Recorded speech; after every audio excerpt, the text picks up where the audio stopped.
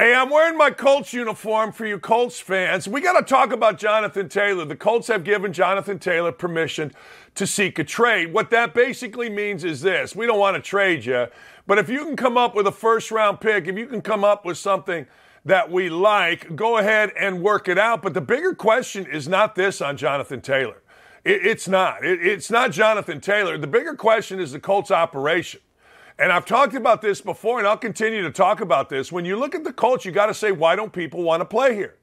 Why did Andrew Luck and his father want out? I saw it for myself in England, walking behind Oliver Luck at halftime when he was on the phone. I don't know who he was talking to, but he was not happy at all with the play calling, with Pagano, with the coddling, with everything. Now, Ryan Grigson, the general manager of the Colts when Andrew Luck was here, has told us on this show that, look, Andrew Luck did not want coddling.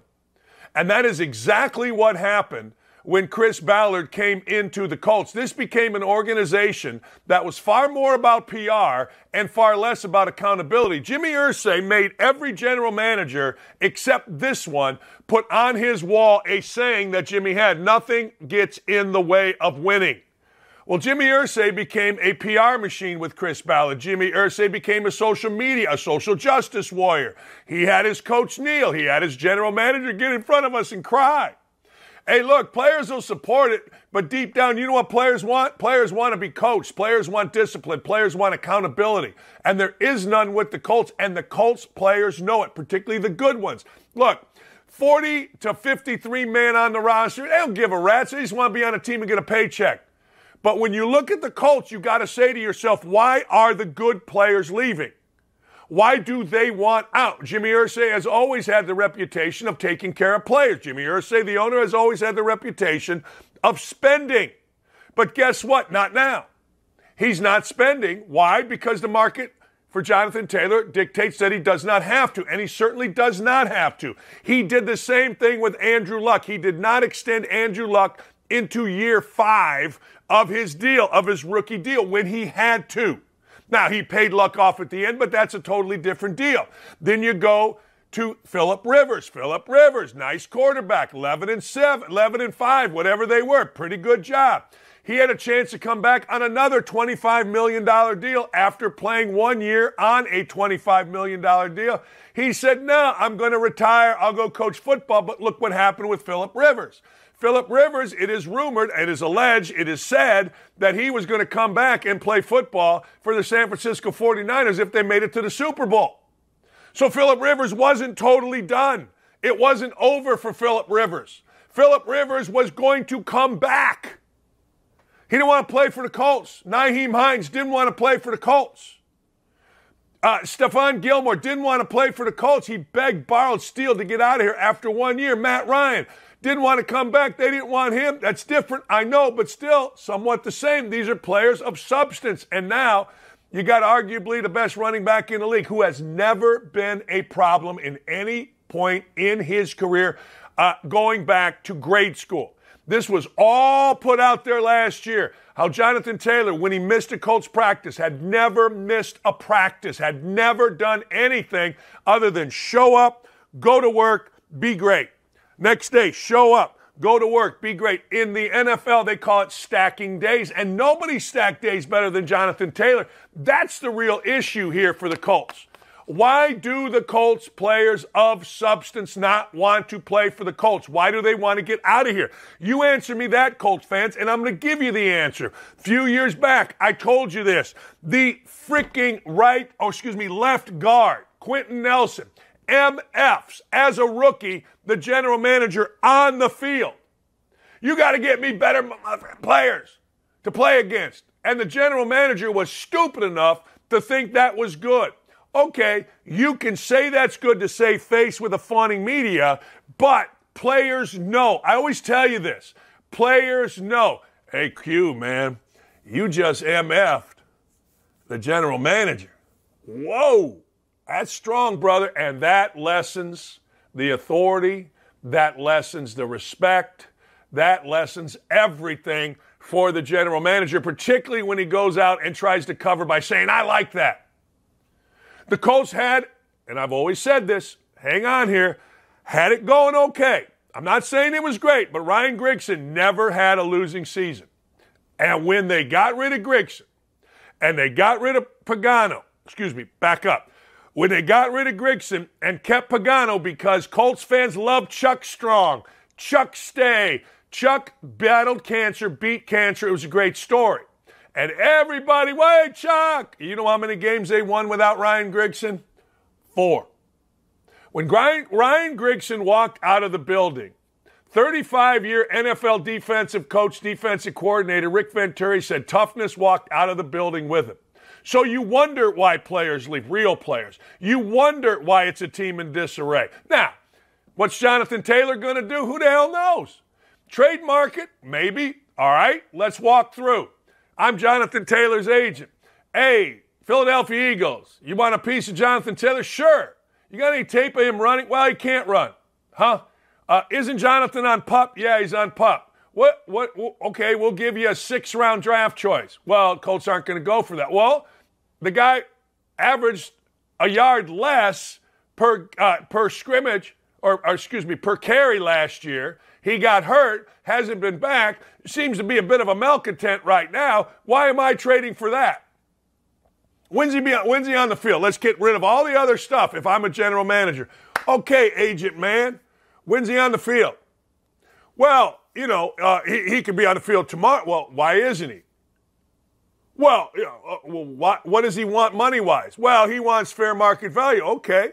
Fair market value says $10 million, $11 million. Well, he wants 14. Well, that's not fair market value.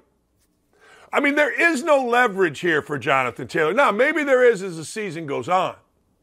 And see, I think the Colts actually in this case are pretty smart. I think the Colts are saying, go find your deal. And what they're actually doing is telling Jonathan Taylor, you're going to find out that you got a pretty good situation here. You're going to find out that this deal here is about as good as it gets. That's the real deal. Now, you say to me, well, Colts need him more than other teams, and you're right. But really, let's be honest, what are the expectations for the Colts this year? What really are they? I mean, last year the Colts tanked, and apparently the minute they got Jeff Saturday as the interim coach, it was a tank job. I didn't think it was. I thought, hey, these guys are pros, but when you blow a 33-point lead, it's tank job. It just is. All right. So maybe they're doing it again. Maybe they want to say, hey, look, we're going to fight. We're going to draft the quarterback, Anthony Richardson. We are going to play him. We are going to lose. Doesn't matter whether Jonathan Taylor plays or not. In fact, without Taylor, we may lose a game or 2 more. We'll get ourselves a draft choice, and we're building for the future. Peyton Manning, 3-13 his first year. Building for the future. I see that with the Colts. But do not think for a second, don't think for a second that this isn't a bigger deal than what it is.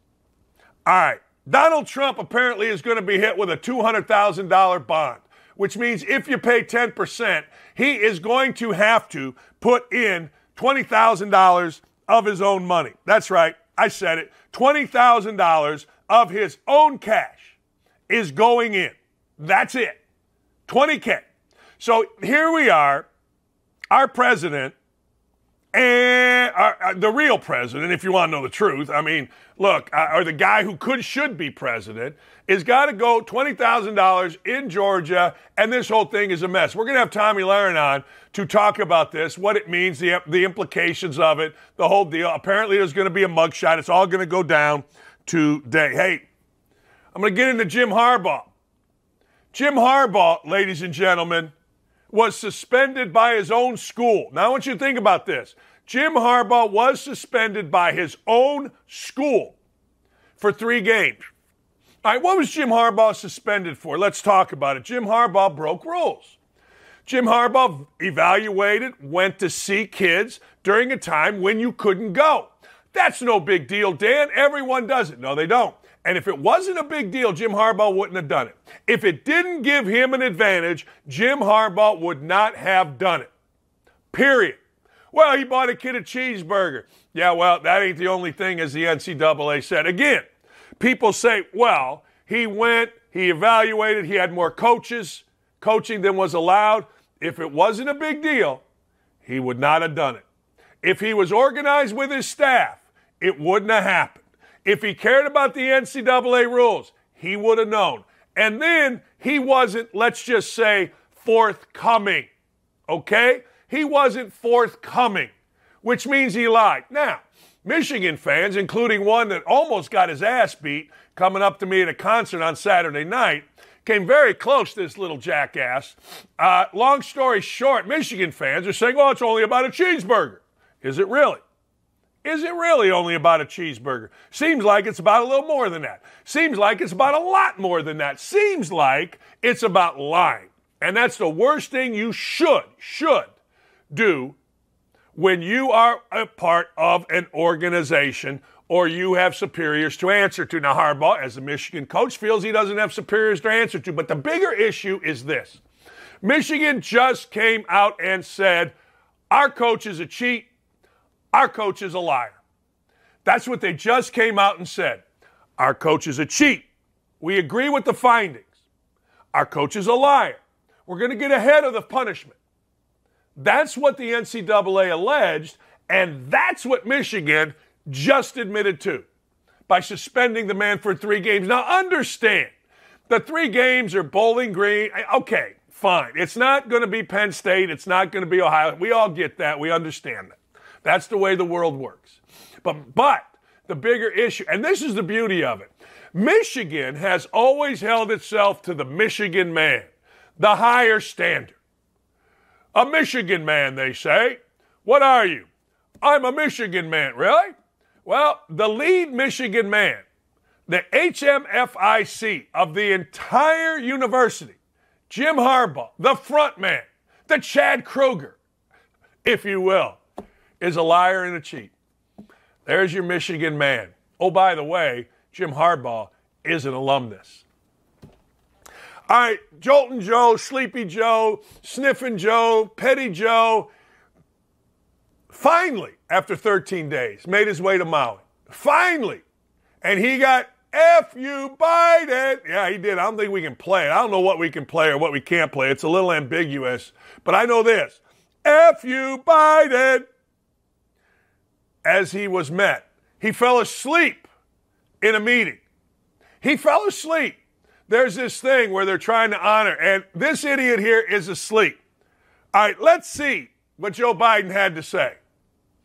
And Mayor Rick Bassin, Rick, when we talked on the phone, you look like you played in defensive tackle for, I don't know who, but somebody good. But at any rate, I want to thank you for your leadership and during this unimaginable tragedy. To my Jesus. We got another one on him?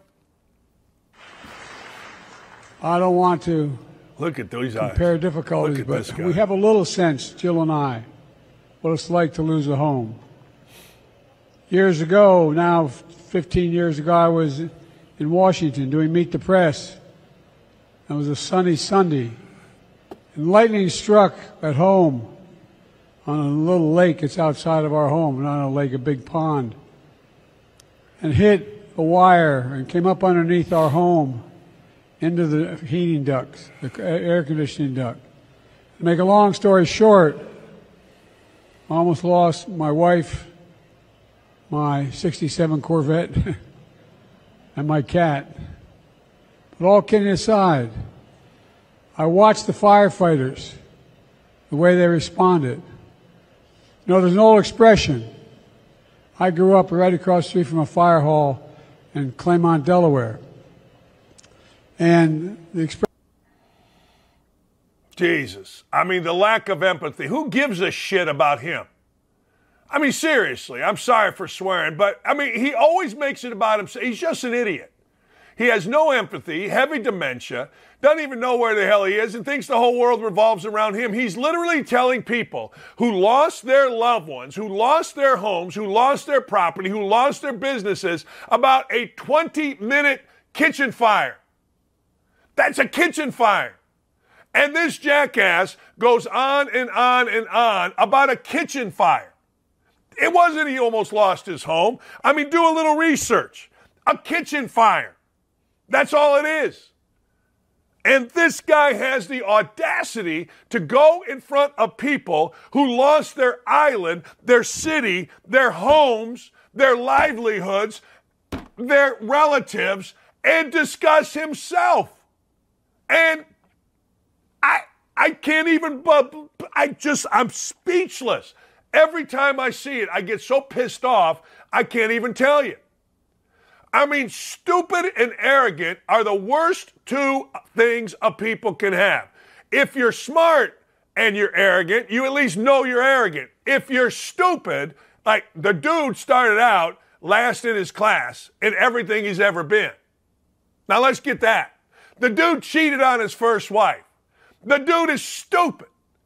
And stupid and arrogant is no way to go through life. It's the deadliest combination.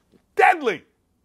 Couldn't be a worse combination. And this guy's got it. He's so arrogant and he's so stupid and he's so not out here, and we got to listen to it. We seriously have to listen to this. I thought there was nobody worse that I ever wanted to listen to than George W. Bush. And then Obama came along with his blah, blah, blah, blah, blah, blah, stupid ass stuff.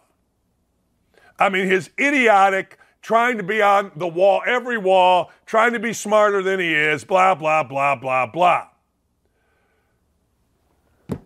And now we got this. This is just embarrassing. This just make you mad. This make you mad, and you got to say to yourself, hold the phone, hang on here. This is horrible. This is a horrible human being speaking to people that have lost everything. And this guy is talking about himself, comparing himself. He was so stupid, he stepped off a curb. Now, we're not going to show you the video. He stepped off a curb in front of firefighters in Lahaina, after the biggest wildfire in American history, and jokingly said, oh, the ground's hot. Well, no kidding. They just had the biggest wildfire in American history, you idiot. And he thinks he's being clever, and people kafaw. It's like Peyton Manning. He said, huh. He said, the. I can't believe that guy's so funny. It is amazing to me. It is astounding to me. It angers me to no end. This jackass, this arrogant fool gets up there and represents us, and he don't give a rat's double about you or me. Not even kinda. Not even sorta. He don't care about you, me. If he can't promote it, if he can't profit off it, he don't care. It's a career politician, hasn't done a damn thing in his life other than be a racist clown. Now just a clown. I don't even know if he's racist. Now he's just a clown. It pisses me off to no end. It really does. I could do 30 minutes on this. I could get stuck on this. My distaste for this man. The arrogance, the stupidity, the dementia. Man, I can't wait to talk to Tim Kennedy today. Tim Kennedy's a former MMA fighter who is one of the great patriots in our country. You guys know him. I can't wait to talk to him. I can't wait. It's just, it's amazing to me. Let me go back to Trump for a second. You know how many of these thugs that are murdering, robbing, and raping get no bond, no bail? Donald Trump, $200,000 bond. What a banana republic we live in. What a two-tier justice system we live in. It's unbelievable. Last thing on these wildfires in Biden, the American people have a right to know what's happened here. How'd they start? Where are the children? Where are the people? How'd they start? Yeah, I know idiots are going to say climate change. Yeah, you believe that. Good for you. How did these things start? I think it's an interesting question. I think it's a damn interesting question. All right, let's go. John Angelos is the Orioles owner. He's been in some trouble because of the whole Kevin Brown thing where he suspended his announcer for I don't even know what. But this is interesting. The hardest thing to do in sports, the Orioles manager, and they're having a hell of a year, says is to be a small market team. All right, okay. If it's to be a small market team, I'm down with that. That's fine. That's cool. But I think the hardest thing to do in sports is hit a slider. So what's this guy doing? He's raising prices. If I were this guy, let me tell you the first thing I would do if I were an owner. First thing I would do, you see the guy's picture? I would change any picture that anybody ever took of me to smiling. I would smile. He looks like a mafia don here. He acts like a mafia don. Hardest thing to do in sports, be a small market baseball team, be competitive, because everything is stacked against you. Everything. He's right. He's not wrong. We've seen it. But you're also in one of the most crime-ridden cities in the world. No one wants to come from out of town to see Camden Yards anymore because you redid it. It stinks. It's just like every other ballpark. And if you go downtown, you got 17 crackheads and 7 guns pulled on you before you even get out of the parking lot. So if I'm this guy, and I'm every guy, I am changing every picture that I provide to any media, and I'm making it happy. Because he looks like an angry douchebag. Don't be angry douchebag. Be happy guy. Being a happy guy is far more fun. It just is. I'm sorry. Tim Tebow, he's in the news. Gator Kings, everybody's mad at Gator Swamp Kings. Why? Because, well, you know what? They didn't show enough of Urban Meyer's players getting arrested. Well, that's what you wanted to see? All right. Hey, in Last Dance, they didn't show Michael Jordan stooping everything in the building. They didn't see Michael Jordan and Janet Jackson. They didn't see Michael Jordan and Madonna. I mean, people forget when they wax philosophic on Michael Jordan and how great he is and how he was wanting to fly Madonna out privately, that he was married at the time. He had children at the time. I don't know what Lil' Kim was doing, but I know this. There was a couple pro basketball players that are married at the time that Lil' Kim was their special friend. And I don't know if it's Jordan or not, but what I'm going to say to you is nobody's clamoring. Nobody's clamoring for Swamp Kings for whatever Last Dance to show Jordan's affairs. Michael Jordan could sit there, look at a thing and make faces, and you all go, oh, God, he's so competitive. Oh, my God, how competitive is Michael? He's the most competitive dude in the world. Oh, my God. Yeah? Well, so are the Florida Gators. You know, hey, look, you can't tell me that you're going to get mad at this thing not showing every arrest and giving you great behind-the-scenes footage and Urban Meyer and Tebow commenting on one of the great eras in college football. But you don't care about Michael Jordan? You want to know about Michael Jordan? They should have showed Michael Jordan in gambling hall. They should have showed Michael Jordan gambling his ass off. They should have gone into his father's death in Last Dance, if that's what you want. Or do you want a documentary on what actually happened? Well, Tim Tebow's teammates apparently used to chase him around with naked pictures to test his virginity. Look, the whole thing with football and naked is unbelievable. We've seen it with Northwestern. You football guys and your nakedness, I don't know what to tell you. You know, big fat linemen slapping, soaping up their testicles in their ass and doing things with it. I'll never understand. Running around with naked pictures doesn't test a guy's virginity. What are they thinking? Is it gonna pop up? Is it gonna move? I don't know. But it's unbelievable to me. It really is. Hey, we want to see if Tim Tebow's a virgin. We're gonna run around with naked pictures? Oh boy. I ain't mad at Oklahoma State's softball coach. Oklahoma State softball coach is pissed. Now, look, we're all supposed to acquiesce to every young 18 to 23-year-old. We're all supposed to kiss their ass. We're seeing it here in Indiana. Indiana fans, oh, my God. No. No. Where do we pay our players? Where do we pay them? Oh, okay. Well, I got to tell you, I wouldn't kiss the ass of an 18 to 23-year-old if you paid me $6 million. Which is what the going rate is for a college basketball coach. But we're supposed to do it. So this guy here, Kenny Gajewski, he a little mad that Kelly Maxwell, one of his star players, decided, hey, look, I'm going to transfer. At first he was cool with it. But then she transferred to Oklahoma. What? She transferred to Oklahoma from Oklahoma State? I think the biggest thing that we're dealing with now with these young kids, and they're still kids, they're still young, is that they just can't get out and kind of see 10 years down the road. What he's talking about is she burnt all her bridges at Oak State. They kind of see what's under their feet. My only disappointment for Kelly is that she went to OU, because now she's lost everything that she's ever done. As long as I'm here, it'll be hard for her to come back here. It's just the way it is. I get it. See, my son transferred from Michigan to Ohio State.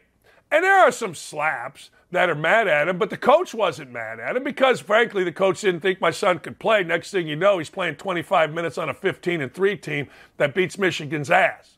But anyway, I digress. So he wasn't good enough, so they didn't care. Here, the coach cares because this girl's an All-American. And he's right. But he's also wrong. Sure, he's right as long as he's there. Yeah, he's right. And yeah, there's going to be fans. But you know what happens? For a couple years, you're all happy. You're an Oklahoma State or Oklahoma grad. And then you know what happens in life. You get a daughter, you get a husband, you get a wife, you get a son, and next thing you know, Oklahoma State's just another envelope that comes wanting to give you money. And maybe there's a reunion. Hell, in Indiana, Indiana's had in their history, I think 8 Final Four teams, which means there's 8 Elite 8 teams. Then you can add, maybe 9 Final Four teams. I don't know. And then you can add 1993, that's 9. Then you can add 1984, that's 10. I think there's one more. I think there's like 11. 11 or 12 in their history, Elite 8 teams.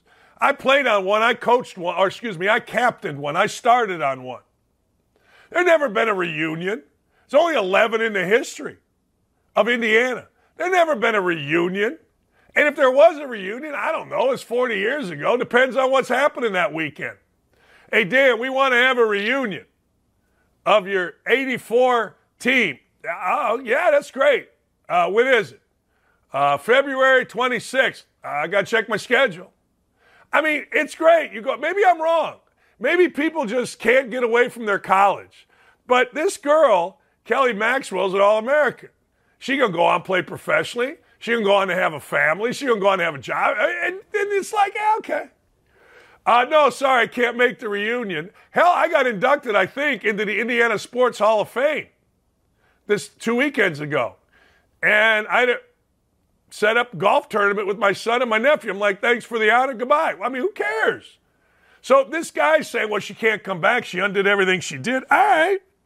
I suppose, I guess. I don't know. Did she really? Maybe. I don't know. Who cares? Man. Oh, man. We're all going back to Indiana to hang out. That's cool. Hey, Uwe, you come into town. Let's go. Let's go to Nick's. But it ain't going to be about, like, I'm not changing my life's plans. I hope I made my point. I get it. Some of you are still so tied into your alma mater and your fraternity and all that. That's just not me. So I get what he's saying as long as he's there. But, really? Richmond, north of Richmond, makes Billboard history. It leaps to #1. This is just a little independent song. Oliver Anthony just put it out there, basically defending the working man, and it is Billboard's #1. This song, and the reason it made history, it went from there was nothing here. This guy is like the guy that you see playing at St. Simon Festival. And next thing you know, he has a song that strikes a chord with Middle America, that strikes a chord with everybody around. And next thing you know, boom, Billboard #1. I'm telling you, I'll continue to tell you, and I hope you understand this. The silent majority is starting to speak. And it's going to speak louder and louder and louder and louder and louder and louder and louder and louder, and it ain't going to stop. And it should never stop, ever, until we get, I don't care if you're a Republican or Democrat. You get in the White House, be for us. I don't care if you're independent. I didn't vote for Biden. I didn't vote for Hillary. I didn't vote for Trump. What has 2 thumbs and voted for itself? This guy. It's exactly right. So if you don't like it, you don't like it. But we got to have people. The silent majority needs to stand up, and it is with Oliver Anthony. Oh, my God, what a picture right there. Anyway, keep standing up. Tim Kennedy stands up. Tim Kennedy is an American freaking hero. Tim Kennedy is what every dude should want to be. You know, Tim Kennedy is an MMA fighter, but Tim Kennedy is also one of the great Americans. You can follow Tim Kennedy at Tim Kennedy, MMA, Ranger, Sniper, Special Forces operator. He was out involved as a civilian in the pullout in Afghanistan, the mess in Afghanistan. It's unbelievable. We got an American patriot that you all know and love. Dude's got like 500,000 Twitter followers. We'll talk to Tim Kennedy next. And look, there are very few actual American heroes. Tim Kennedy is an American freaking hero. Now, let me put it to you this way. This guy, as we say about most people of public service, this guy runs in when people are running away. UFC fighter, he's a ranger, he's a sniper. He went to Kabul to help with, well, I guess Biden's plan to evacuate. What happened there? You know, hey, Tim, thanks for coming on. You were there. Afghanistan folks, they wanted to get out. They're jumping on planes. Marine people died. Americans died. I mean, how big a mess was this thing, and how culpable was the Biden administration for this? Man, it was definitely, you know, I've been in special operations for 20 years. I've never seen anything like that. That was by far the most horrific, nightmarish scenes. It was straight out of an apocalypse horror movie. The men and women on the ground, the Rangers and the Marines and the airmen and the soldiers that were doing extraordinary, I mean, like Medal of Honor type acts of trying to rescue people. They're never going to get the recognition that they deserve because, you know, the mainstream media, they don't want to talk about it. It's obviously not a topic that wants to be brought up at a press conference by anybody that's currently in the administration. You know, this was such a horrific moment in American history. It's something that we should never forget, and it's something that we should absolutely be talking about. But it was bad. How frustrating is it for you that you can't talk about it, or it won't be talked about? You don't hear Senate committees. You don't see anybody in the mainstream media digging into any of this when American lives were lost. Yeah, it rubs me real raw. You know, the Abbey Gate in just a few days from now will be the 2-year anniversary from a bunch of young, brave men and women that were in uniform with the flag on their shoulder doing the thing that was asked of them.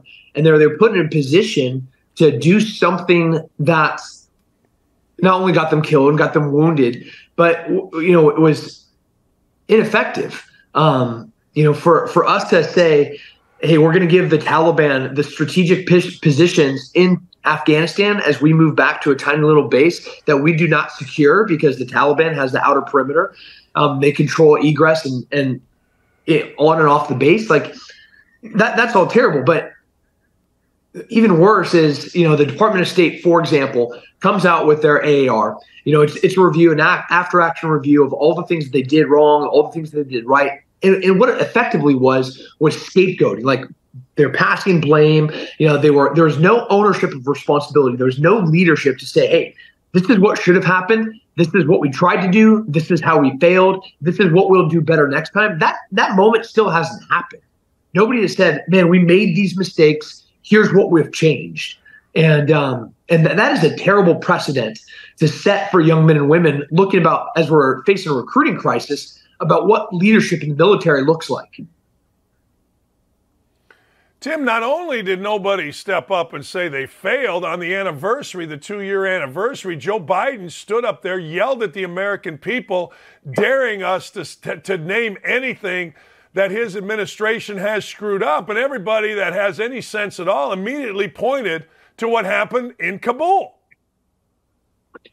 Yeah, you know, and they keep pointing back to the Doha agreement that was signed by President Trump. You know, like, oh, you know, it's Trump's fault that we had to evacuate on this timeline. The Doha agreement was explicitly clear about the requirements that the Afghan government and the Taliban had to abide, neither of which happened. So there was no onus on us to start this evacuation on any accelerated timeline. And even more catastrophic was the way in which we did so. You know, a non-combatant evacuation operation, it is a very clear and a well-executed and rehearsed mission that special operations units all over the United States practice. That never happened. You know, what we had was Department of State doing a catastrophic evacuation that was chaos, that was anarchy. You know, when we have somebody stand up in front of Americans say, I didn't see any chaos, I didn't see any anarchy. Dude, we saw people falling from airplanes out of the sky, and we saw little children in concertina wire. Like, now you're being insulting, now you're literally mocking the lives that were sacrificed and lost by saying that there wasn't a suicide bomber at the Abbey Gate on August 26th, that it wasn't necessary for a bunch of veteran operations to go in and help the American government with the evacuation, like Save Our Allies, the organization that I'm with. That is just so disingenuous. It's insulting, quite frankly. That's the problem. See, to me, Tim, that's the problem. It's so disingenuous. It's so ridiculous. That makes it incredibly insulting. That's the timeline on this when you just try to BS us, particularly a guy like you that knows exactly what he's talking about. Yeah, it's bad.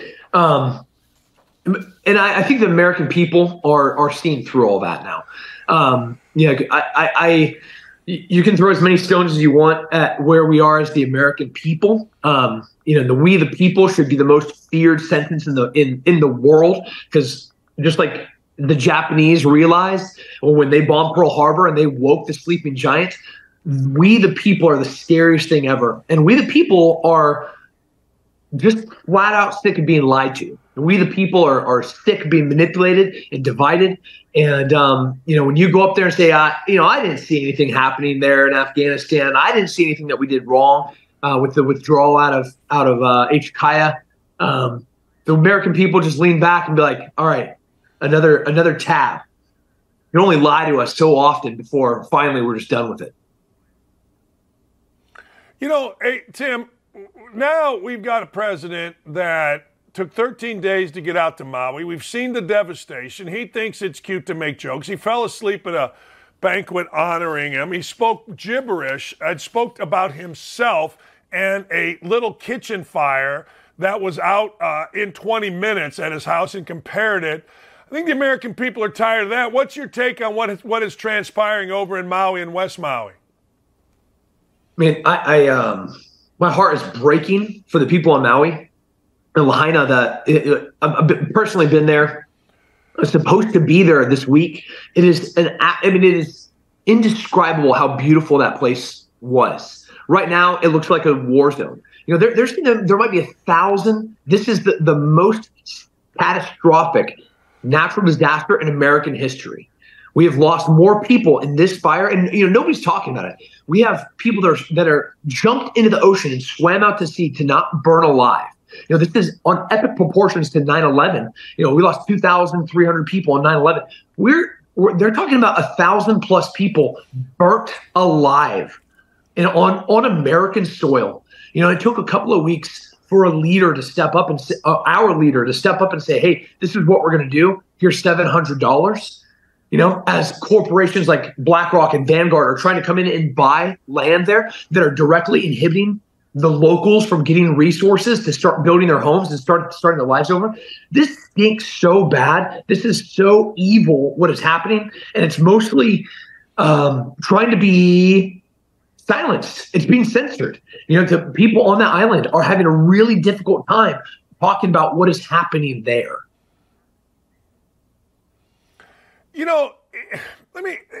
People get mad, all right, about things, but you and I have just talked for about 5-10 minutes here, and we've talked about how what is told to us is very rarely, if ever, real. You talk about, I don't think it's any, conspiracy theory to want to know how did these fires start? Why did these fires start? Why did the Maui guy in charge of water wait 5 hours to give water? What happened here, I think, is reasonable to ask, instead of just saying, well, it's climate change, which is what people want to go with. What you want to go with is never the thing that you should go with. You should be always looking for truth in anything that you're talking about, especially when there's loss of American lives. And when we look at too many inconsistencies and coincidences about the Maui fire, there's no way that a reasonable person is going to look at all of the coincidences. The most advanced siren system in the United States exists on those islands, never turned on. People being told to go back to their home as they're busing tourists out. large corporations coming in and trying to buy privately owned land, and that land then burning, and now they're going back to try to buy that for pennies on the dollar from the people that wouldn't sell it to them. First of all, whoever's doing that, you are evil. But more importantly, the people there deserve to know the truth, and it feels like something stinks like a lie again. That's what I'm saying. I mean, if it smells bad, it's probably bad. I mean, that's just the way I have learned, and I know you have learned, that this whole thing goes. If it smells bad, it is bad. Give me your thoughts on what's going. First time in my life, full disclosure, I don't want to pay taxes. I've always been okay with paying taxes. But now I see where my tax money goes, particularly to the Ukraine, and I hear a president say that America first makes us weaker. I don't want to pay him. I'm going to. I did. But give me your thoughts on what this administration is doing relative to the Ukraine. Man, the American people, I'm not sure if you've heard the new song "Richmond North of Richmond." If you haven't, Dan, you have. Oh yeah. That song, it just hits to the core of the frustrations of the American people. You know, they're sick and tired of being manipulated and divided, but we're also being taxed. You know, I'm living in a home that I paid for with money that I paid taxes on. As I own this home, I have to pay the government taxes to live here. As the money that I'm paying in taxes to live in the house that I'm paying taxes on to live in is being paid for by income tax off of money that I'm paying for in corporate taxes off the companies that I started with money that I was already taxed on. You know, they're taxing us into oblivion. They're forcing the middle class to bear a burden that just is not real or fair. And then the way that they're spending money, not on American people, when you're spending, billions of dollars to go fight in something that, when you look at how I love America. We have and I love the Constitution, and I love the way that the founding fathers created checks and balances within the government. If you want to go fight a war, cool, go to Congress, ask them to declare war, and then get funding under Title X. That's the way that it works. But instead, we're using all sorts of shady money through budgets that is insincere and disingenuous to the American people. And quite frankly, they're lying to us yet again about how they're spending the money that they're overtaxing us with. So, man, it makes me angry. It really does. Again, I understand we got to help. I understand that's the system we have, but I'm being taxed everywhere I look. And, fine, if it's going to go to schools, if it's going to go to roads, if it's going to go to help America, great. But damn, when I see billions and billions, and you mentioned it earlier, $700 per family going to Maui, like that's some grand gesture from the emperor to, the proletariat. It seems bullshit to me, if you want to know the truth. Yeah, it's I can't describe how frustrating that is to see my brothers and sisters that I served with, struggling with mental health, struggling with homelessness, falling behind on credit card bills, not being able to deal with the 9% inflation, now the 7.3% interest rate on new homes. The home that costs $500,000 today you're going to pay $480,000 in interest on that home, making that home valued around $1 million. The interest is going to be more than the home is actually worth with current interest rates. When the dollar has lost 17 cents of its value in 1 year, and then you're going to be like, hey, listen, there's this thing that we want to ship billions of dollars to overseas, but all the while we're not going to even care about taking care of the Americans here that have served their country that are homeless and on the street. Come on now. What's next for you? Oh, that's a hard question. I'm still working with Save Our Allies, the Independence Fund. We are working tirelessly to try to help as many people as we can. I still train as if I was going to be stepping into the octagon tomorrow. My company is Apogee. We just launched an affiliate.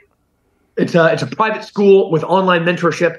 And we opened it up to open affiliates all over the United States. And, we have 300 that are going to be opening this year as we are disrupting education so we can reimagine what education should look like, as I think parents have realized that the public schools are not the best place for their kids to learn. We're trying to shake it up and try to bring America back to what it's supposed to be.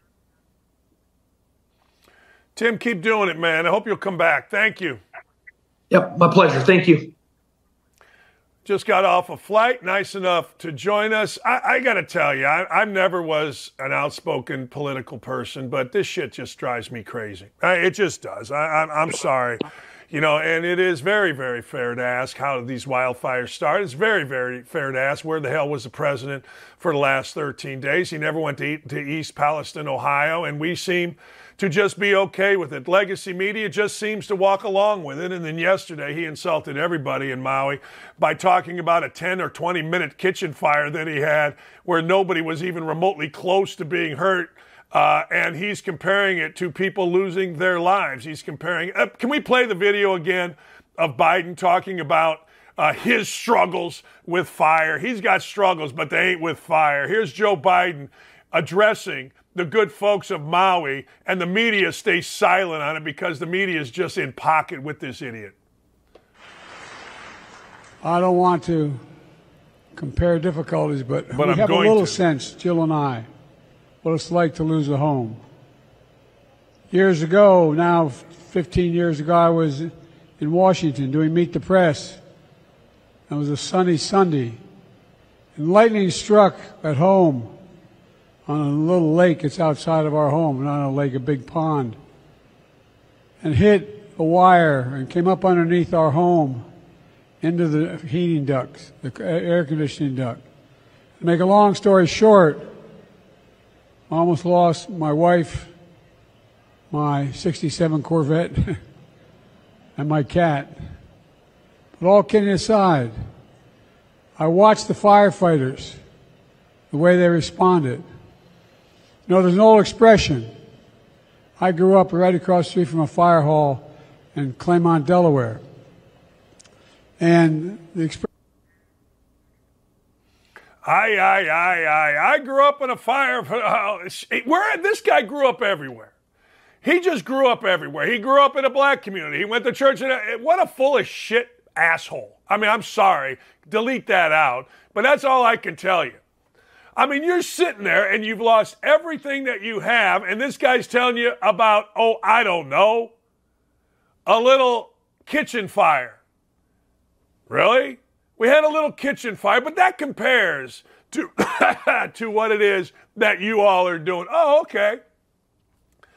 My God. I mean, look, vote Democratic, vote Republican, but get this guy away from us. Get this creepy, just get him away. Make him go away. Just get him out of office. Just go. Just go do your thing as an old guy. Have a debate, whether it's Newsom or DeSantis or Trump. I don't care, but just get somebody in there that doesn't consistently insult us. Seriously. Just don't. Just don't. All right? All right? Yeah, jeez. I look at all this and I go, are you insane? Are we insane? I'm sorry. I can't get over it. Man, how about ESPN Radio? ESPN Radio used to be must listen to. When I was out of coaching, first day, I told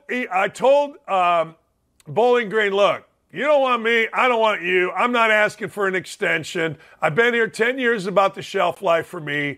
Let's just come to agreement. Pay me until July, and we're gone. Okay, fine. That was in March. The next day, I turned on the radio. It was a beautiful day. I went outside, and I mulched.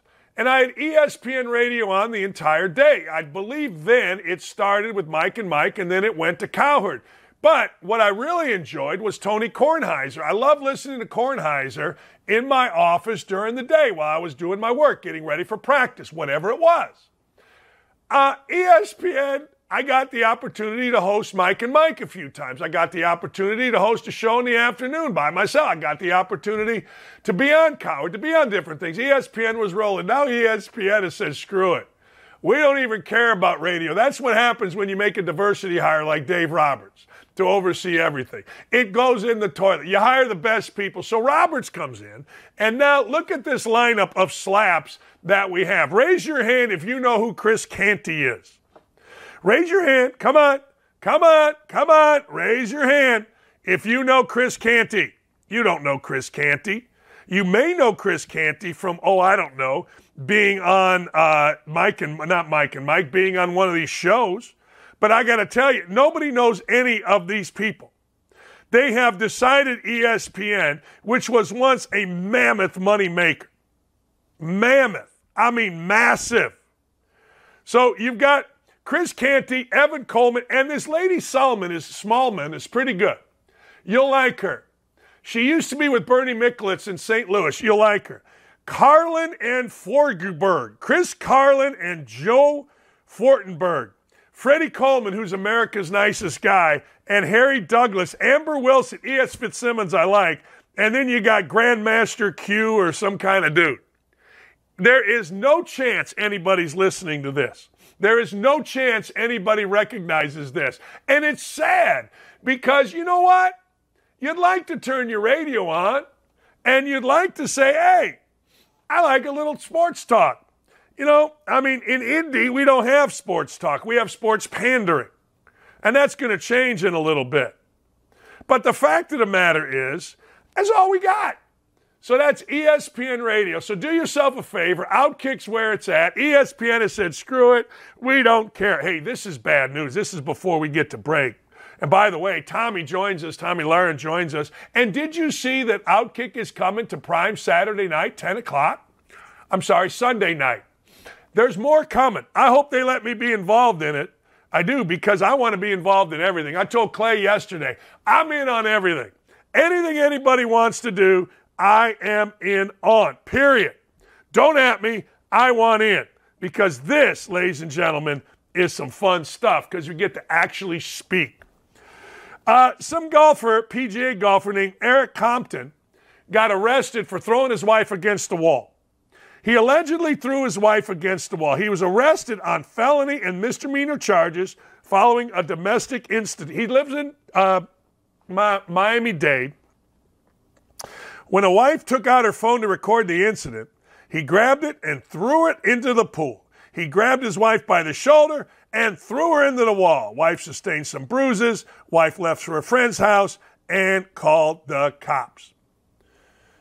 He got an attorney, Compton did. There you go. They arrested Compton on, listen to this, strong-arm robbery and a misdemeanor battery. So by taking the phone, that's strong-armed robbery. Wow. He's been in 2 events this year. All right. Okay. Guess where he played? Georgia. Shocking. If you went to Georgia, chances are you're going to get arrested. You know what I mean? He had viral cardiopathy, 2 heart transplants. He received the Ben Hogan Award for, listen to this, being active in golf while playing with a handicap. So he allegedly, what do I tell you, folks? What do I tell you? Your wife's mad at you. She's screaming at you. Your life partner's mad. Whatever. Mad at you. Put your hands in your pockets, go into the bathroom, and lock the door. Let her yell. Let her scream. If you are yelling and screaming, if you are mad, yell and scream in the bathroom with the door locked, with your hands in your pockets. That's what you should do. That's where it's at, ladies and gentlemen, right there. Don't touch, grab, throw. Don't do anything with the phone. Put your hands in your pocket. Let me explain this to you. Let me just explain something to you, okay? May I? Wouldn't you much rather wake up the next day, because chances are you're a little bit hammered, wouldn't you rather wake up the next day in your own bed, having to apologize for yelling, not hitting, than, I don't know, wake up the next day in a jail cell or have a, mugshot posted all over the world, and know, even more importantly than all of this, that you hit your wife? I can't imagine waking up knowing that I hit my wife. I cannot imagine that. I can't imagine saying, oh man, I hit my wife. Do you know, I feel bad about everything. Everything. Everything that I do, everything that I say, at some point in the middle of the night, I wake up and feel bad about it. I do. For me, it's called Catholic guilt. Raging. Like, I didn't have it for a long time. Now I have it. I couldn't imagine waking up and, man, I hit my wife. Can't imagine. I just can't. We'll be right back. Tommy's going to join us. Tomi Lahren, we got to talk about this Trump thing, this Biden thing. We got a lot to talk with Tomi about. We'll be right back. Hey, you know her, you love her, and you're going to get to see more of her Sunday night. OutKick the show debuts, prime time Fox News. Tomi and Clay and Charlie and a cast of thousands cannot wait. Tomi joins us now. Hey, we got a president that's going to have to post a $200,000 bond. In Indiana, that means it's going to be 20 grand out of his pocket. I don't like what I'm seeing here, and I hope we impeach or do whatever we got to do to this attorney general in Georgia. Yeah, Dan, this is going to be, a hard-fought battle. But I think also, now we're trying to undo damage that probably could have, been taken care of long ago. And this is part of the thing that people don't, understand is that all elections are local. All elections are state elections. That's what really matters to the American people. And these activist DAs, these activists that we put in charge, we put them in charge. We don't care about their elections. They get in office. And then we wonder, why this happens and why everything is weaponized. Well, it would have been nice if we could have prevented this, before it happened instead of now trying to figure out how to undo it. But here we are. Jason Whitlock made an interesting point. He made the point that the common denominator here is African-American women doing the prosecuting, which gives Democrats cover because if you say anything, you then, of course, are racist and misogynist, of course. Is there any validity to that? Well, I think maybe in a couple instances that could be true. Certainly in Georgia and Fulton County with Fannie Willis, that would be the case. But, you also got Jack Smith that's very male and very white. So, I think that in a lot of cases when they're getting elected, you've got a lot of DAs, you've got, a lot of mayors, you've got a vice president that skates around their poor job performance by using their gender and their skin color. But I think this is just a much deeper problem. And it goes back to George Soros, who's funding a lot of these races and getting these people elected. And I don't think it has really a lot to do with their skin color or their gender, and more about that Soros money that's being funneled in to these activists, whether they're DAs or politicians. These are the people that are getting elected, and there's a lot of left-wing money that's coming in to make it happen. And unfortunately, we sit back and we don't pay attention to these races, and we don't make ourselves competitive. And then, what we're seeing right now is happening. And we try to figure out and label it anything we want, but the damage has been done. So we better get our election strategy together and figure it out moving forward. Otherwise, all we're going to do is sit here and bitch and moan about it, and that's all the problem. Hey, let me ask you, we just got a new Republican, or our old Republican chair here in Indiana just resigned. Is that who you're pointing to when you say figure it out? Those are the guys that at the state level are running the Republican Party? The whole RNC, we've got Ronna McDaniel, who has been, essentially ineffective. She really has. Maybe back during, the first Trump presidency, she did some good things, but now she's just really been ineffective. And it starts at the top. It starts with your leadership. So that's part of it. But, I lived in a lot of states where the Republican Party didn't do much, right? So in California, Republican Party didn't do much because they didn't figure that they could make an impact or they could make a change. Well, they can. And that's part of the problem is that a lot of Republicans, they like to do fundraisers. They like to raise money. But when it comes to spending the money on races that matter to their constituents, for some reason, that doesn't seem to be a priority. So that's going to be a big problem moving forward in how we're spending those dollars and what our grassroots efforts look like. And unfortunately, right now, it feels like Republicans don't have their heads in the game when it comes to election strategy. And that's just all encompassing. And it's a big problem that the big R is going to have to face for years to come. Unfortunately, we're behind the times. When you look at the upcoming debates without Donald Trump, how much will they matter, and what are you expecting to hear from the candidates?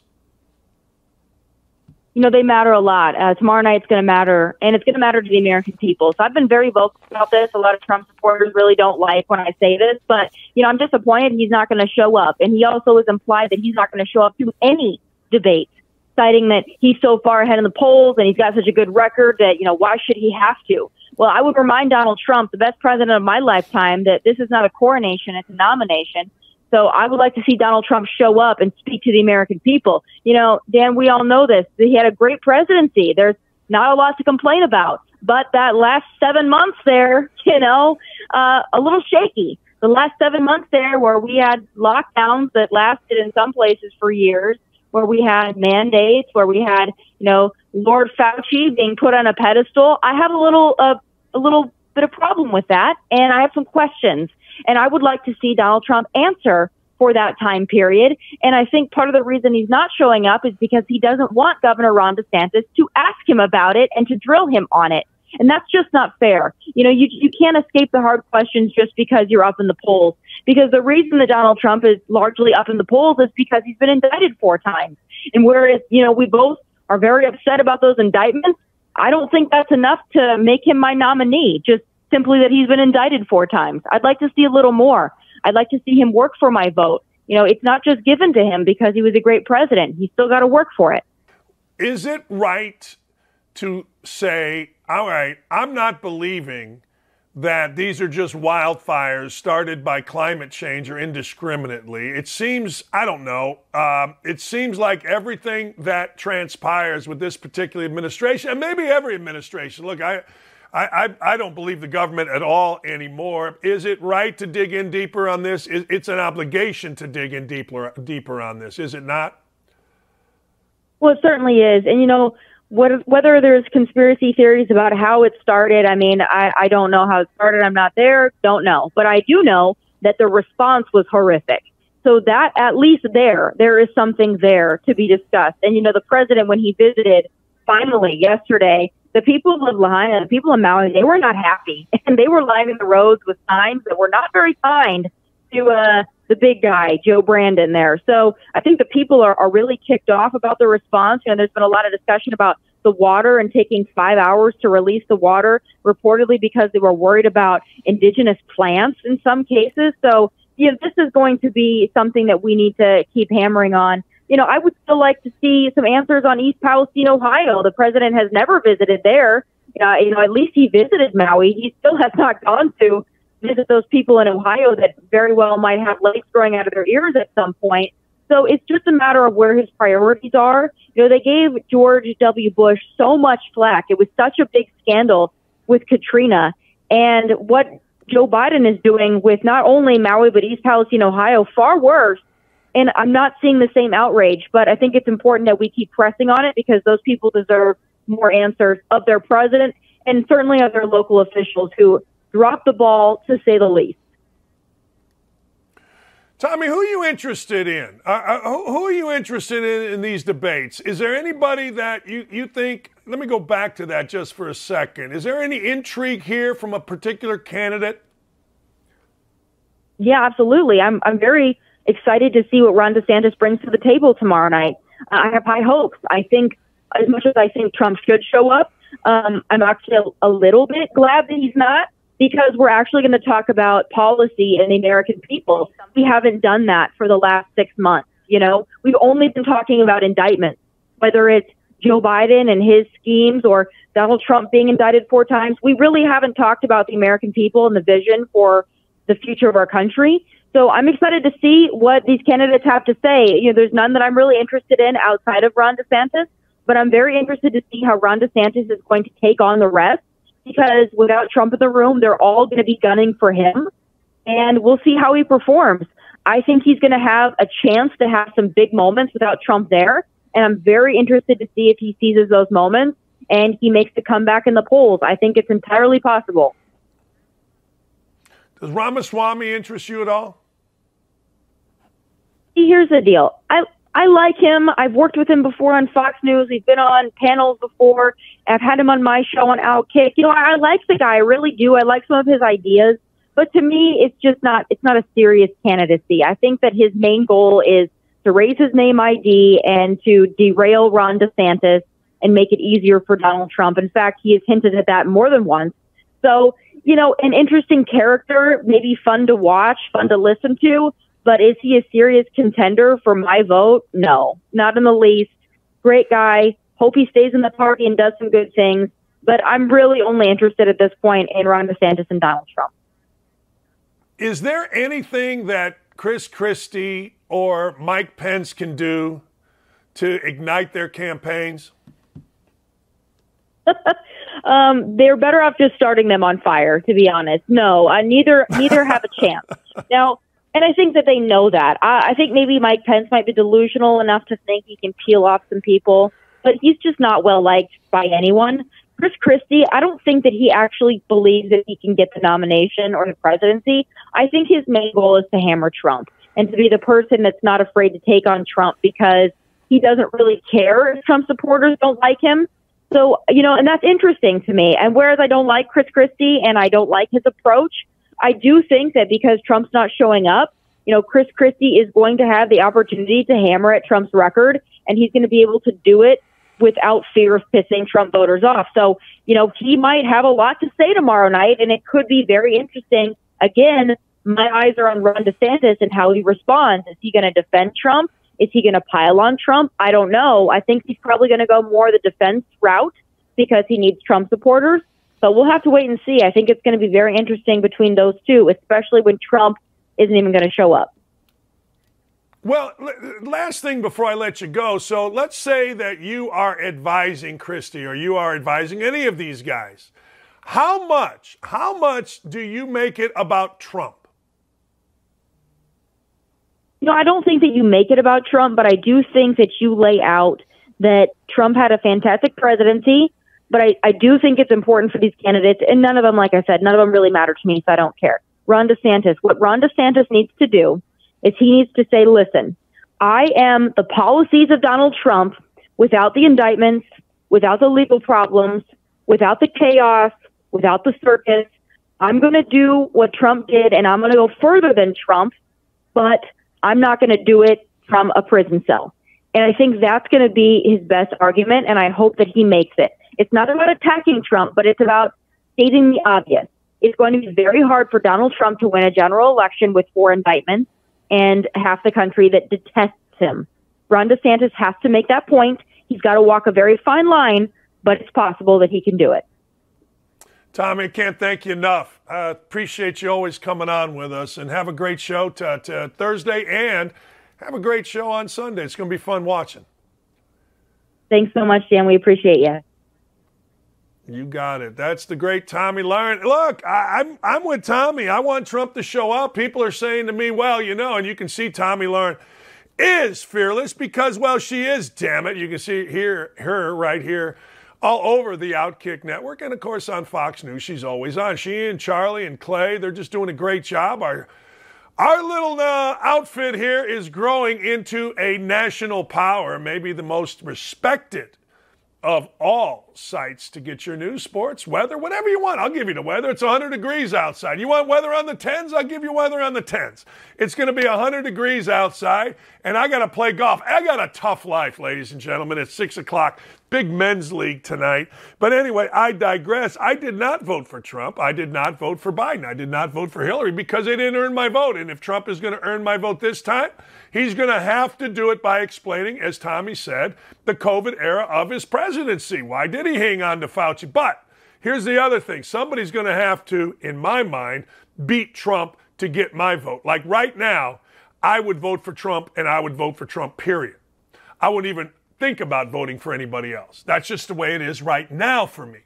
Now, maybe that changes after the debate tomorrow. Maybe it doesn't. I don't know. I met Chris Christie. I met him, ironically enough, in a restaurant in South Bend, Indiana, when I was covering Notre Dame against Duke basketball game. His daughter was on the staff as a manager of Mike Bray and Notre Dame. I like Chris Christie. Like, I know you can make fun of fat people. I'm fat. I make fun of me all the time. But look, I like Chris Christie. I enjoyed a 2-minute conversation that I had with him in a restaurant. I did. I liked his daughter. She came up. She said hello. She was awesome. So, Mike Pence is an Indiana guy. Seems a little plastic to me. But Mike Pence was a radio host. We have Jason Hammer on from Hammer and Nigel. That was the seat Mike Pence was in. He was a radio host for Emmis Communications, WIBC, and then however it all worked out, he ends up, and he's the governor, and he ends up as a vice president, and blah, blah, blah, blah, blah. Pence, actually, we had to sign up to do, Ring the Bell Salvation Army, and I signed up, and Pence signed up to work with me. And I don't know what happened. He didn't show because he had to be in Washington. I think it was around the time that, I don't know, he got elected to be the vice president. But hey, I don't know what to tell you.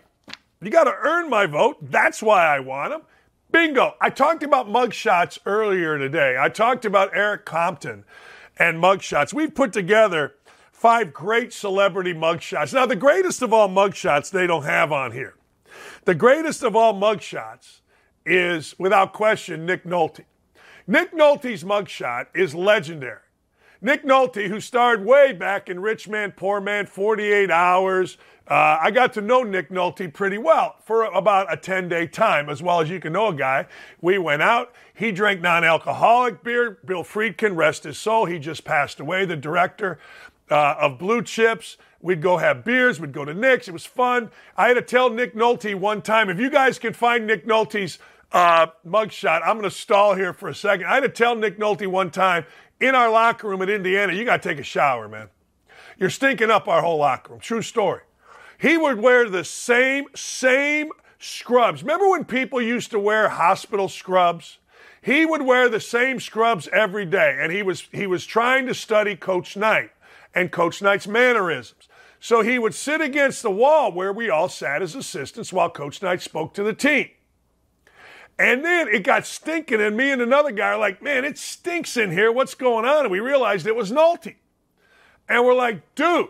So I was the young assistants. There it is. So they made me tell Nick Nolte he had a shower. I'm like, Nick, this Nolte, is that the greatest mugshot ever?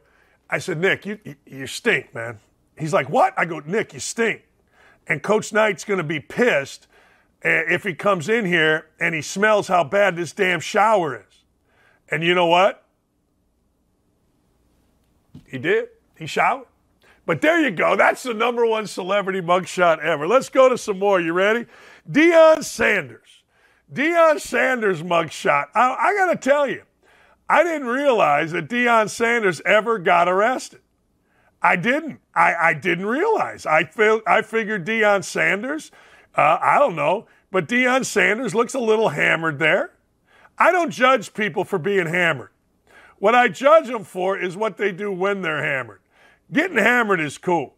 There's no problem. I ain't mad about getting hammered. Deion Sanders was charged with simple assault following an altercation. He was arrested with Pillar Sanders on a misdemeanor domestic violence, saying she was innocent. That was his wife. I don't know. Apparently his wife got mad at him. Sanders tweeted that Pillar and a friend of hers has jumped him inside his house, and he let people know. They were in the middle of a divorce. Apparently Deion Sanders got arrested for that, charged with simple assault following an altercation. His wife and another dude jumped him in his own house. That happened to my next-door neighbor. His kids jumped him. The next day, the kid was in military school. True story. That kid's doing great. Mike Tyson. Oh, that was for him fishing. I'm sorry. There was a fishing violation, but that's all right. Mike Tyson. Mike Tyson, I don't know how many. Look at that. There you go. Now, that one wasn't for the rape. This one here was for, hell, I don't even know. Mike Tyson been arrested a few times. Mike Tyson got arrested for rape in a horrific incident at a hotel here downtown, and he went to jail for it.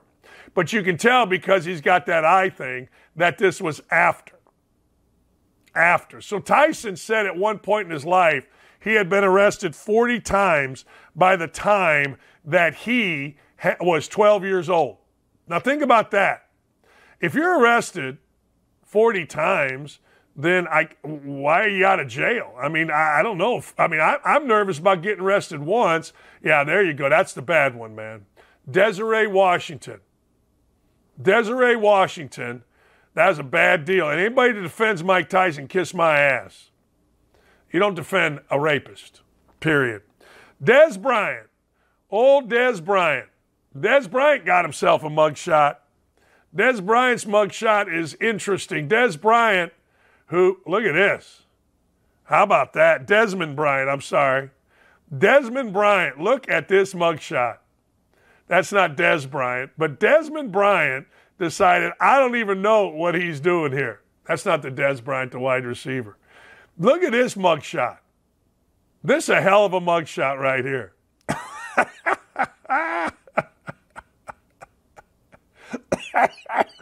It almost makes me puke.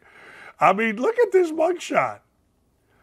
Man, I hear it right. Look at this mugshot here. Misdemeanor, criminal mischief, caused a commotion at a neighbor's house. He was in a contract dispute. He was booked on a $1,000 bond. A dude did have 10 and a half sacks. I mean, that probably got him out, right? As long as you play football good. I don't know. Quit causing commotion at a neighbor's house. Tiger Woods mugshot, celebrity mugshots, all the rage. Tiger Woods. Here's a Tiger Woods mugshot. That ain't good. No, that ain't good there. Look, Tiger Woods has made the most, the greatest comeback ever. Like, seriously. And I get a kick out of it. Tiger Woods, he was arrested for suspicion of DUI. He was on some pain meds, all kind of stuff. It was in 2017. He was in the back of his Mercedes on the side of the road, failed sobriety test, got himself a DUI. And that's the mugshot. Good for him. Number one celebrity mugshot, Frank Sinatra, baby. Yeah, old Blue Eyes. See, the thing about Frank, look at there. A street tough. Weighed about 102 pounds. Yeah, I'm all in on Frank Sinatra's mugshot. Frank Sinatra is like the greatest thing ever for Frank Sinatra because Frank Sinatra was one of those dudes that wanted so bad to be like a guy, a mafia guy. He wanted so bad to run with the fellas. And apparently he did. Apparently Frank Sinatra, apparently, old Blue Eyes, I don't even know what he did. I mean, I'm sure it was something chicken blank. I mean, I'm sure, But anyway, so Frank Sinatra decided, he goes and get a mugshot. Now, that looks like every Italian kid that you watch in the Bronx Tale. Hey, Vinny, we're going to go knock over the pizza joint. Don't do it in my neighborhood. It will kill you. Now you can't leave. I had a little Desmond Bryant look right there. Oh, Blue Eyes. Man, those are piercing blue eyes. Oh, man. People, the first known tattoo was Frank Sinatra. Yeah, no, seriously. The first known tattoo. Yeah. Apparently, people put this tattoo on there. Let's see. What was he arrested for? I don't know. Who knows? Some odd organized crime. He wasn't any more part of organized crime than I was. He was expelled from high school for general rowdiness. He didn't graduate high school. And then he became a Hoboken 4 singer. Frankie. He was arrested on the charge of seduction. And the charges were dropped once it was discovered the woman in question was married. Later, in 1938, he was arrested on an adultery charge. He was never formally charged with adultery or seduction. But yeah. Here's what Frank Sinatra did. You ready? On the 2nd and 9th days of November 1938 in the borough of Lodi, and under the promise of marriage, Frank Sinatra did then and there have sexual intercourse with the complainant, who was then said to be a single woman and in good repute. Apparently she was married. Frank was stooping the married gals. Man, that's very Greg Doyle of him. But anyway, that's right. Frankie was stooping the married ladies. And back in those days, ladies and gentlemen, guess what? That was called seduction, adultery. And you got put in a can for it. Society should go back to that. We'll be right back. Let's discuss Jonathan Taylor. Jonathan Taylor can ask for a trade. That's right. He can ask for a trade. Bigger issue. Talked about this at the beginning of the show. Bigger issue for the Colts is that Jonathan Taylor is a latest in a line of good players, legit players that wants out. Nyheim Hines wanted out. Stephon Gilmore, former defensive player of the year in the NFL, he wanted out. He wanted out. Everybody wants out. Matt Ryan didn't want to come back. Phillip Rivers didn't want to come back. And, of course, we all know that Andrew Luck just quit. He said, to hell with this. He's like, you know what? I'd rather not play. And, you know, don't you at some point have to ask why? True story. When I was coaching, players quit. And I had to ask why. And I found out it was me. I was too tough on them. I was too hard on them. Summers were too tough. I didn't give them an enjoyment.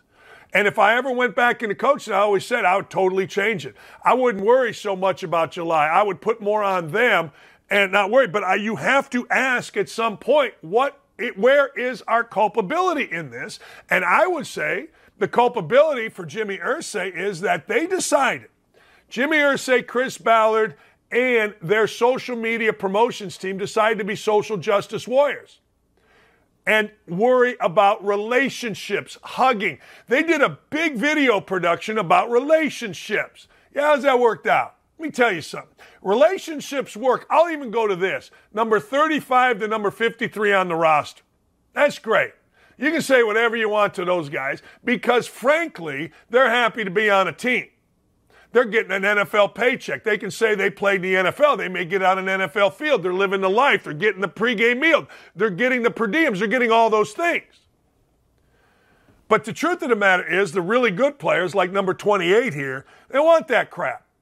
You know what they want? They want to be coached. They want to be pushed. They want to be accountable. And they want the opportunity to win. And I don't think people think that with the Colts. And, of course, money factors in. And for this guy, maybe it's all money. But you have an obligation. You got to look at what is actually real here, what is actually happening. Now, Jimmy Irsay has a great reputation for paying players. He gave Andrew Luck $24 million when Andrew Luck quit. No other owner would do that. And I was the only one that asked him the question, why? And he told me it was the right thing to do. All right. Well, Mr. Irsay, you put a plaque on every GM's wall, and it says simply this. This is your mantra. Nothing gets in the way of winning. Well, guess what? You got in the way of winning by hiring a guy that kisses everybody's ass in Chris Ballard, that hired a coach that kisses it even more in Frank Reich. Now maybe you got a chance, but you got to rebuild this every single day. How do you rebuild this? You rebuild this by making damn sure that your coaches and your coaching staff and everybody in that building, everybody is moving in the same direction with accountability and toughness. Colts have none. Told you this before. Watched it on Hard Knocks. Their leader, DeForest Buckner, had a chance in a meeting right before the biggest game of the era of Reich, the biggest game of the era of Ballard, had a chance, ladies and gentlemen, to do this. Had a chance to lead, DeForest Buckner did. And when asked by the defensive line coach, you're going to play, right, Buck? Well, man, I'm gonna do what my body tells me. So uninspiring, but that's your leader. And he could say that because that's the Colts culture, period. And it's a ridiculous culture, and they better look in the mirror. And I'm not trading Jonathan Taylor unless I get an incredible steal. I mean, like at least a 1 and a 2. I got to have a first-round pick minimum and a good one against a bad team. I'm not trading that guy. I'm not giving in to any of these clowns. These clowns have not at all made anybody excited about Colts football other than Anthony Richardson, and he hasn't thrown 5 picks in a game yet. Period. All right. Joe Biden, 13 days after the incredible wildfires out in California, sleepy, sniffing Petty Joe decides, hey, look, I'm going to show up now.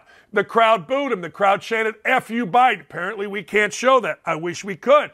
But Biden spoke, and I'm going to show you 2 clips of Joe Biden lacking empathy, making it all about himself. If Joe Biden can't if Joe Biden can't profit off it or exploit it, he don't want nothing to do with it. This is what Joe Biden said to people who lost their loved ones, 1,000 kids still missing, allegedly, who lost their homes, who lost their property, who lost their business. This is what the best among us, the leader among us, had to say. And Mayor Rick Bassin, Rick, when we talked on the phone, you look like you played in defensive tackle for, I don't know who, but somebody good. But at any rate, Somebody good. I want to thank you for your leadership and during this unimaginable tragedy.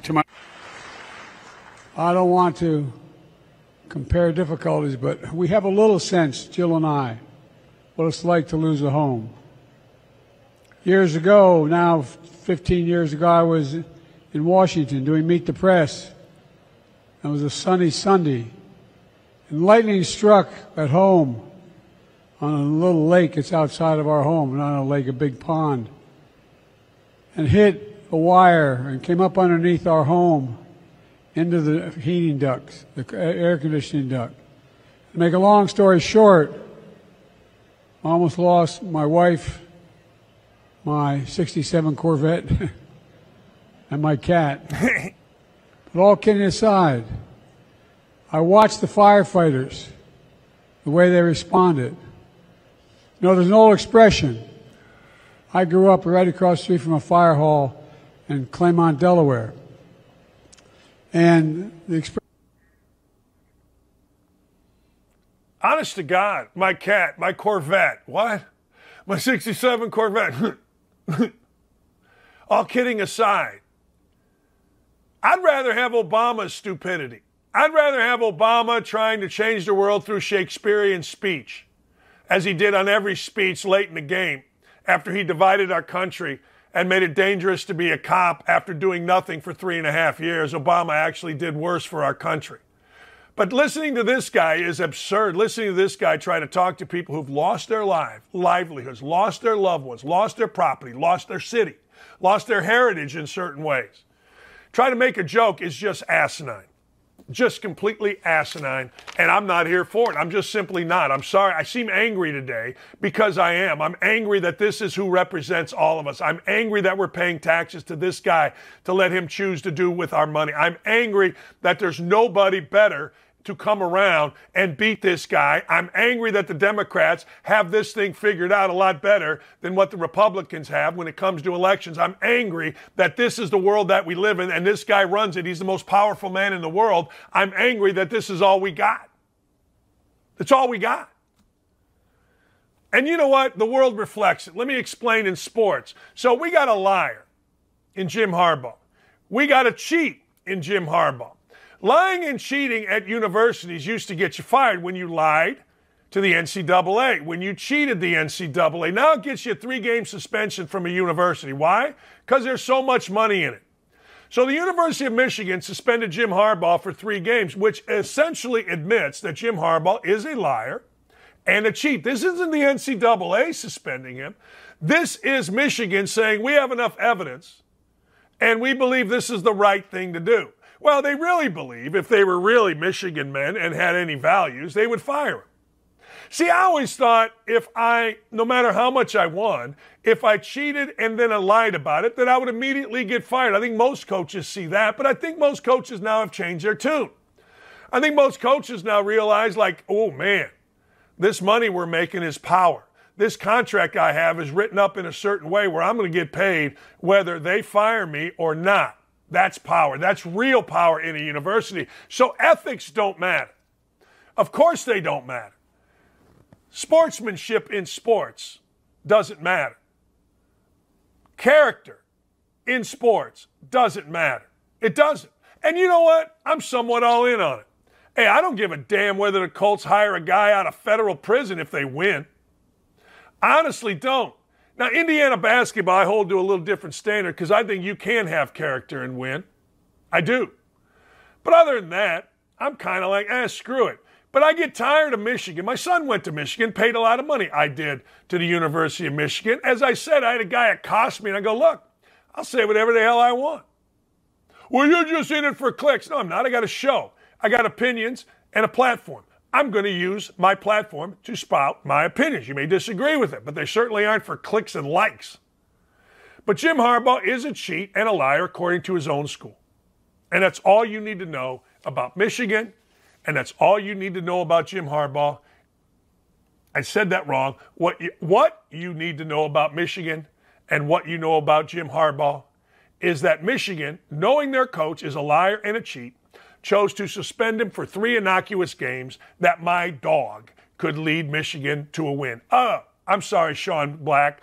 A bag of sand could lead Michigan to a win in those circumstances, period. Period. That's it. Period. I like this. I watched this yesterday. New York City Guardian Angel, you know this guy, Curtis Sliwa, was arrested for the second time in recent days during migrant housing protests. So you got to understand, migrants are coming to New York City. Now let me ask you all a question. I'm looking on the YouTube chat. My answer to this is no. My answer to this is absolutely not. No chance, no. Okay? Would you stay in $350 a night hotel for indefinite? No, you wouldn't. I mean, some of you would. Maybe there's some really rich folks out here, but I'm not. And I got to tell you, that's where these immigrants are staying. $350 a night hotel. Curtis Lee was saying, look, how about we get rid of these people? They can go back to their countries. They can go back and do what they need to do for their country, help their country. But they don't need to be here, and now they're fighting. Of course, they're doing drugs. They're defecating on the streets. Drugs are all over the place. Booze, you name it, they're doing it. Not all of them. Not all are bad, but a good majority, not a good number are. So this is Sliwa. While the mayor has decided to head to Martha's Vineyard to begin his week-long fundraising vacation, the migrant crisis continues to unravel. What would Curtis Sliwa do? That's exactly what he would do, and that's what I would do. I'd say, look, we're going to ship you back to your country. There are so many migrants that came to New York and did it the right way. They got green cards. They got work visas. Took them years. Next thing you know, they're American citizens. Go back to your country. I know there's problems in your country. Fight for it. Fix it. Pray on it. I think we got a video of Sliwa, don't we? I like Curtis Sliwa. Always have. There are people in foreign countries who have waited years to get in the legal way. Some of them are here today. You got to jump through hoops. You got to take tests. You have to pass certain specifications. Why do these illegal aliens get to jump the queue and jump to the top and front of the line? It's Americans versus those who would destroy the America that we know. And today I want you to join me in an act of civil disobedience. When I finish, we're going to block this street.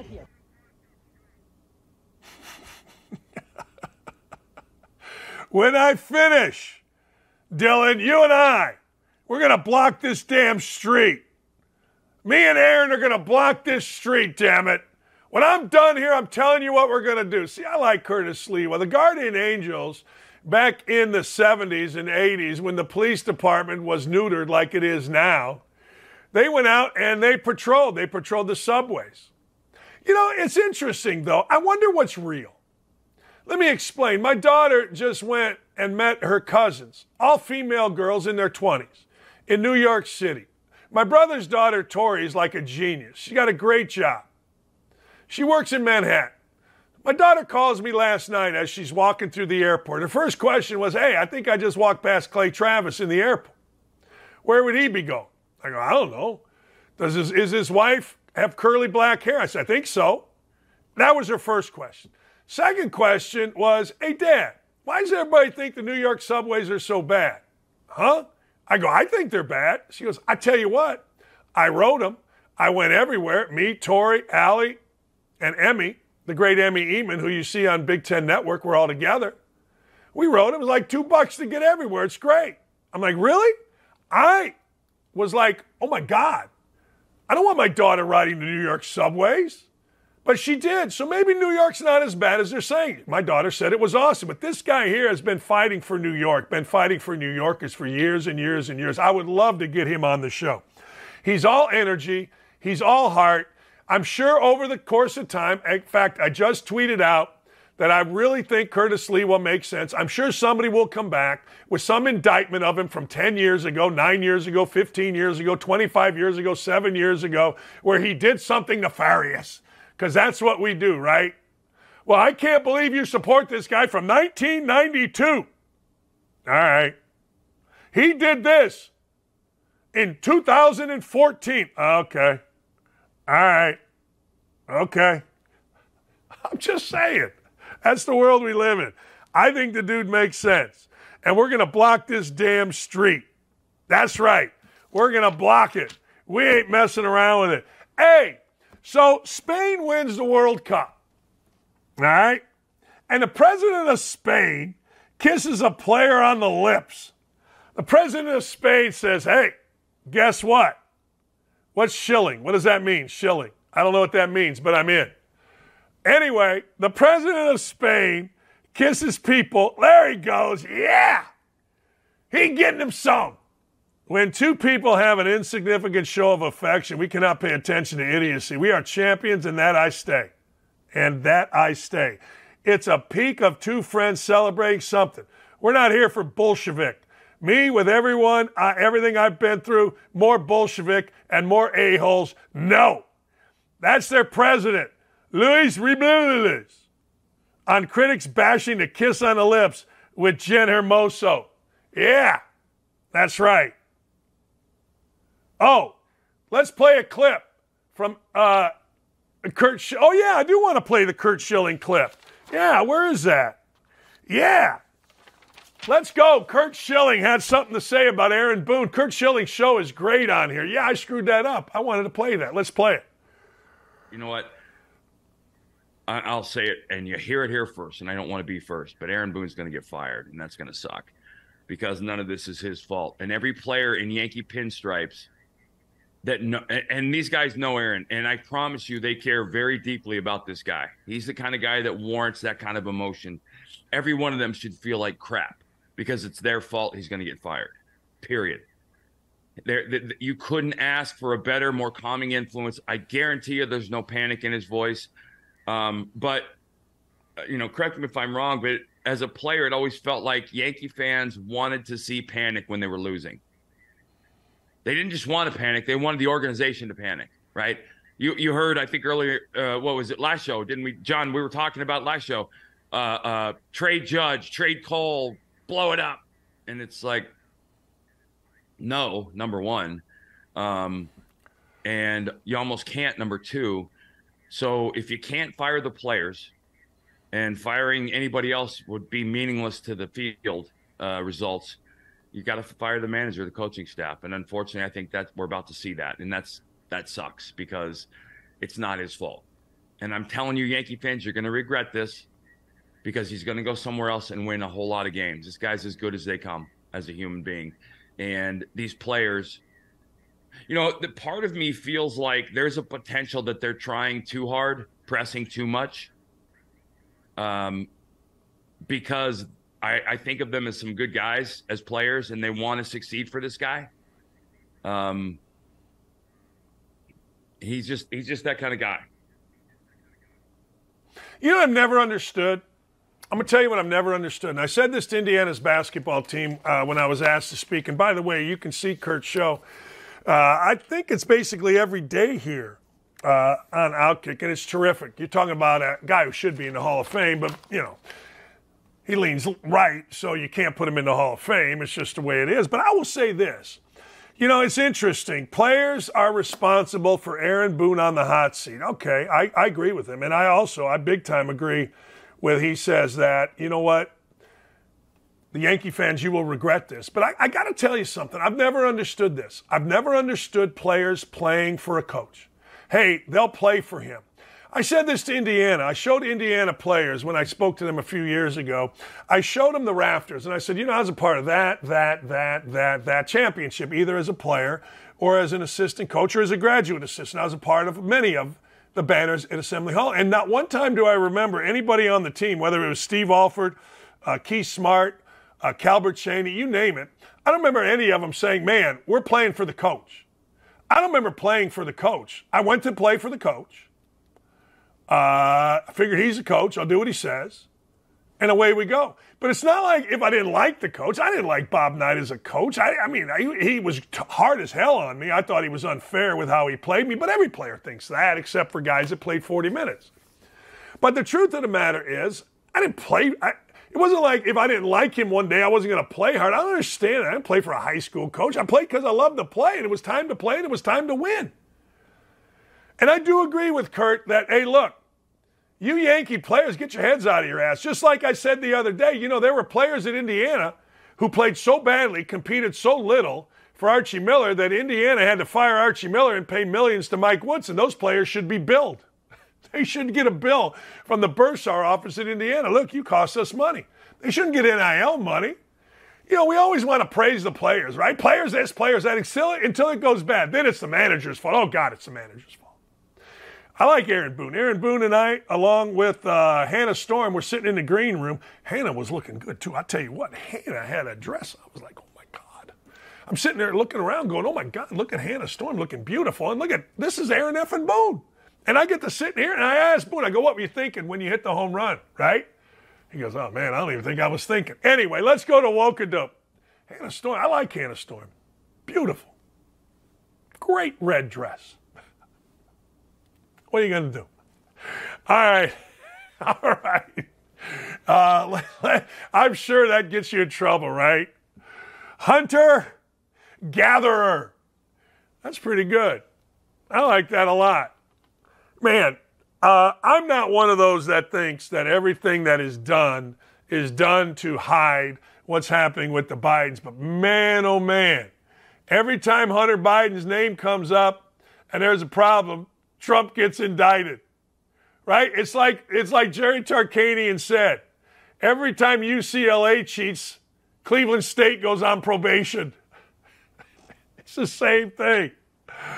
All right, numero dos.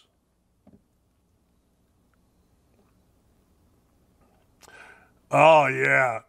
Yeah. Is this unbelievable? This is what I was talking about earlier. Eugene Clark, career criminal, murdered a 67-year-old man, freed without bail in New York City. Trump, bail set, $200,000. For what? I mean, one's a white dude, one's African-American. I don't know. You think that has anything to do with it? I don't know. One's a criminal, and the other, you may be a criminal. I don't know. But why is it like this? Serious business. Why is it in New York? I'd love to talk to Curtis Sliwa about it. Why is it in New York that you murder a dude and you're freed without bail? Like, I don't care what the reason is, but the word is murder. The charge is murder. And you got no bail, so you can go out and murder again? Hey, man, I'm out. Find a witness. Let's off him or her. The hell is that? You know, you got to keep pointing these things out for two reasons. One, it's important that people see what's going on here. And two, to expose who the idiots are. Because I guarantee you, now I'm going to go on this after, maybe talk about it tomorrow, but I guarantee you, if you look at the mentions under end wokeness, you got a bunch of idiots. And they're always on the mean left, the cruel left, the ridiculous left. It's fascinating. Eugene Clark, you go, man. Do yourself some good old-fashioned killing. Jesus. We'll be. Who else? What else we got? Oh, I saw this. I'm so glad you guys put this up. This is a great question. Just curious. How many countries tax their citizens so they can send money to the United States? It's infuriating. It's infuriating. I don't even know how. It is so angering, maddening, whatever the right word that isn't infuriating, because apparently I can't say it. This is so true. Hey, look, Italy, we're going to tax our people because, you know, they got a homeless crisis in the United States. So we're going to send money over. Sweden, let's gather up some cash for the good old USA. Billions upon billions upon billions upon billions, with a B, sent almost weekly. How many subscriptions? I don't know how many subscriptions, lady. Billions upon billions upon billions upon billions sent to the Ukraine. Our money, not their money, our money. It's absolutely 1,000%, arguably the most ridiculous thing I've ever heard, that we're doing that. Great show today. Katie, thank you. Dylan, Ryan, Nick, thank you. Aaron, thank you. Gary, thank you. I didn't even get into my boy Lee Fitting. I'll leave that to go for a day or two. Been chatting with Lee. Lee was the senior vice president of football. He oversaw all of football. I feel like if I support Lee Fitting, it hurts Lee Fitting. By the way, you just keep it right here. You got OutKick. You got Hot Mike. You got Tommy. You got all these folks. You got Clay. You got me. You're going to have Charlie. We are, ladies and gentlemen, the smartest, the funniest, the most entertaining, and the most beautiful network on air. I mean, what are you going to listen to? Thanks for watching. We'll see you tomorrow.